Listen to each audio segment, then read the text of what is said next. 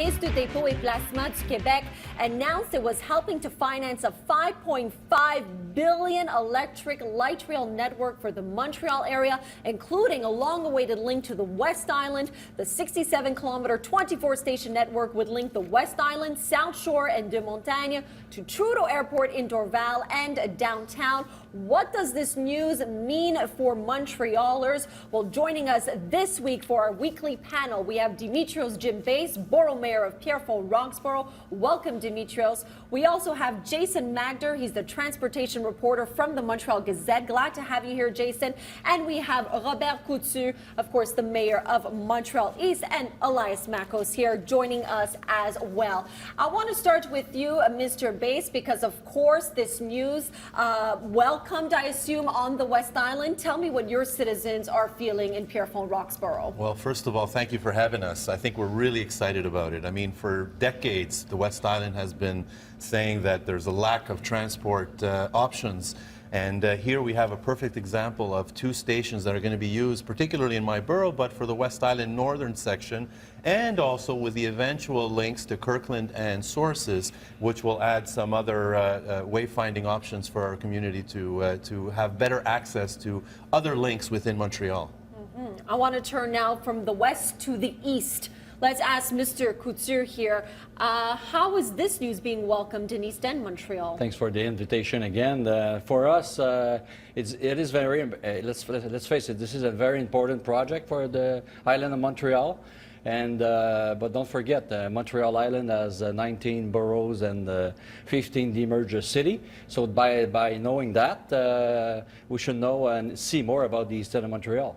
Well, you are getting a metro, though, right? That is in the cards for you. So, I do hear some complaints from Montreal East, but you are going to get a metro, which is pretty awesome, especially in the winter, I would imagine. Are you speaking about the Blue Line extension? The Blue Line extension, yeah. Yeah, they are still talking about it, by the way, and we don't see it on a realistic basis. So let's face it.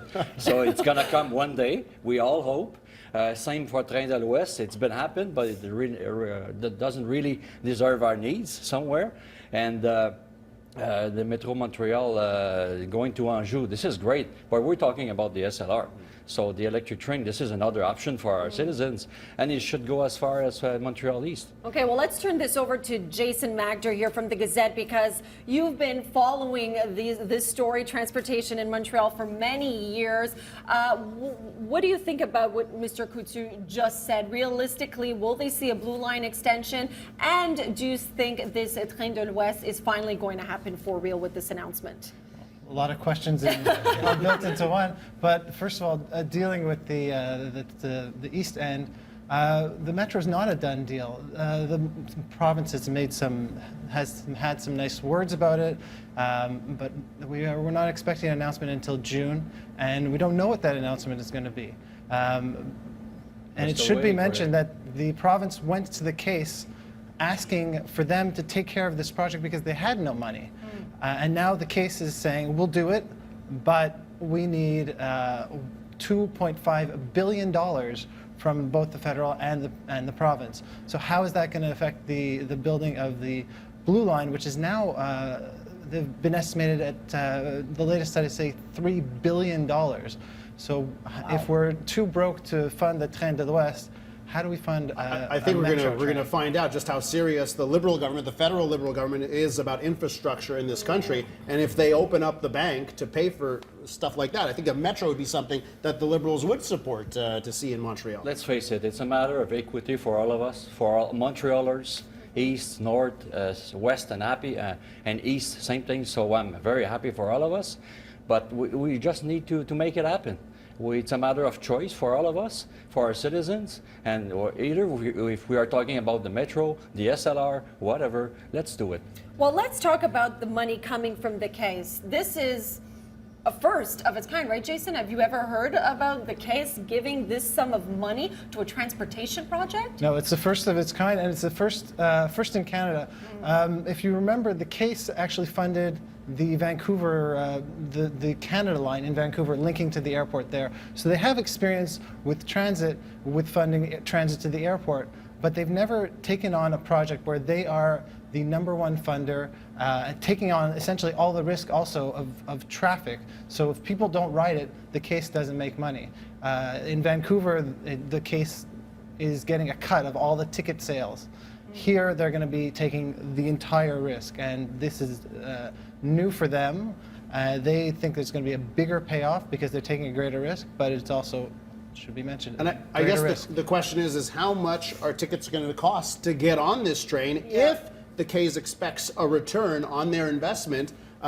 Jim, do you have any idea? Let's hold off on that point Yeah. for a second, because I think that's an important question, and I want Jim the time to answer that question. Elias, you had a very interesting question for Mr. Beis before the break. Yeah, and it comes down to cost, because my worry here, if we look at other projects that have been privately funded before in other cities, when it comes down to how much it's going to cost to get on that train, a lot of times it's a price that people complain about, and so I'm worried about the K's wanting a return on investment, and the price of this ticket going to be higher than we want. And what do you think, Jim? What's the cost going to be? I think it's a good point because we're concerned about it as well. The fee already by month is about $100 for folks to travel by train as it is, on top of the rest of the costs that they have to incur. So if we add to this, all it's going to potentially do is make people use their vehicles more. And so we want to avoid that at all costs. I mean, if the cost is to stay the same, I think that's the ultimate goal. However, we're still waiting on some details on that. Jason, you have spoken to, of course, many people reporting on this. How would this improve the lives of West Island commuters? Because right now, it's a mess. We hear about the Turcotte interchange day in and day out. How will this improve their lives? Well, speaking of some of the people who take the train, people who take the train have told me if they live in Pierrefonds, they have to drive all the way to Saint Laurent if they have to get to work after 8, all the way to Saint Laurent just to get a parking spot to get on this train. So they're already adding to the congestion on the 40, on St. John's, on Sources, on St. Charles. So the biggest issue of this train is going to be parking. It's going to be the big issue for people to get on it, but it's also going to be the biggest issue for the case to make their money, because they are forecasting upwards of increasing the capacity of the de Montagne line. They're not happy with the number of people who are taking it now. They can't make money if that number stays steady. So they need a huge boost of ridership in order to make their money back, and there's nowhere to park. Well, that's an issue. And you were speaking about, we even heard from the streeters talking about the frequency on these trains. The Train de l'Est, it was just in the news this week that it has reached maybe 40% of its full capacity, and they spent how much, Jason, on this train line? $687 million. Billion or million? Million. Okay, billion. Whoa. Okay, which was double what they presumed in the beginning. More than double, yes. More than double. So, Let's Mr. face Coutu, it, I mean, we have a train line in the East. Doesn't look like many people are using it. Train de l'Est, I was reading it last night, and 40% of their expectation. It still represents only 2% of the population in the East End. So by having only 8 departures a day, with having a problem with the parking, it's tough for us to have access East End to the Train de l'Est. We prefer to using the car, go to the centre-ville. So by knowing that, without any more frequency, it's going to be tough to increase the numbers. So it's a matter of needs and costs for all our people. So what can we learn, Jason, from the Train de l'Est? What could the West learn from the Train de l'Est? Well, it was obvious from the get-go that the Train de l'Est was not going to serve the transit-starved portion of the East End, which is more towards the center. This was more of a measure to help people from Mascouche, Repentigny come downtown. Yeah. So the Train de l'Est, it was very expensive. They knew it was going to be very expensive. And they knew it wasn't going to serve a big population. So I think I did the calculation. It's something like $40,000 per user, per daily rider, if they get the ridership goals that they've actually People are smart, forecasted. right? People are smart, and they make calculations in their head. Can I save money? Can I save time? If you can do that, they'll hop on the train. If you can't, There you go. they won't, right? That's go. what has to happen with every project we do. Yeah, you have to put yourself into your citizens' mind and say they use their car right now. They will compare the cost and the time, and if, as my friends say, if they save time and money, it's a win situation for all of us. So Train de l'Est already exists, same as Train de l'Ouest, and we should use it more frequently. I think that if we talk about parking, just briefly to touch on that, I mean, we need to think outside of the box.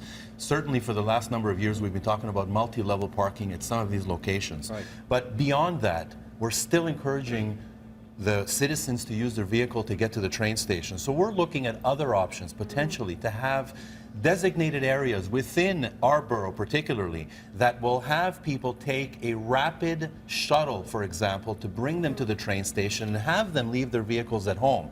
That's the ultimate goal, because we have almost 60% of our parking in our 2 stations that's being occupied by the residents of our borough. That means that folks that live within our borough need to take their vehicle to go to the train station. Okay. So that's another potential option that could exist as well. So we for the don't have ridership. much time left, unfortunately. I want to get final thoughts on this. Mr. Coutu, the East feeling neglected. How do we come together on Let's this? face it quickly, it's a great project for the island of Montreal.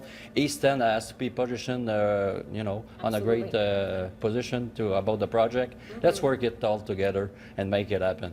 And are you optimistic we'll get off the ground, Jason? I'm optimistic. These guys are very, very smart, so I'm optimistic it will get off the ground. And think about it, it's important to note that the case has promised trains every 6 to 8 minutes in the West, which will be from 5 a.m. to 10 p.m. So this is a game changer for people to take the train. Absolutely. Thank you so much, everyone, for joining us today on this panel. Of course, I'm sure we'll be hearing a lot more about this. Stay tuned.